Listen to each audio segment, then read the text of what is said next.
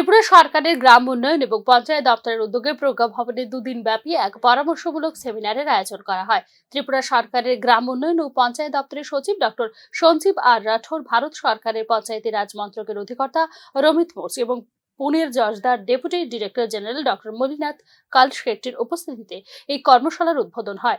দুদিন ব্যাপী এই পরামর্শমূলক সেমিনারে সিকিম, মিজোরাম, মেঘালয়, নাগাল্যান্ড, মণিপুর ও ত্রিপুরা সহ মোট 6টি রাজ্যের প্রতিনিধিরা অংশগ্রহণ করেন।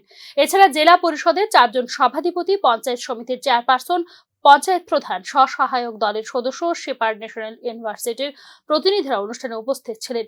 মহিলা জনপ্রতিনিধিদের গণতান্ত্রিক ক্ষমতার বিকাশ ঘটিয়ে মহিলাদের সংবেদনশীল ও সক্ষমতা গড়ে তোলার মাধ্যমে সার্বিক উন্নয়নে সদর্থক ভূমিকা গ্রহণ করবে বলে মনে করেন অনুষ্ঠানে উপস্থিত অতিথিরা।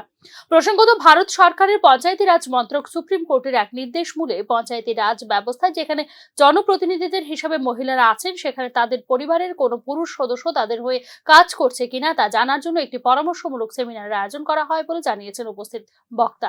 ভারত সরকারের পঞ্চায়েতি মন্ত্রক সারা দেশে সুপ্রিম কোর্টের একটি নির্দেশ দিয়েছে যে পঞ্চায়েতি রাজ ব্যবস্থায় যেখানে যেখানে মহিলারা আছেন সেখানে প্রক্সি রিপ্রেজেন্টেশন আছে কিনা, অর্থাৎ মহিলারা জনপ্রতিনিধি হিসেবে আছেন কিন্তু তাদের বলতে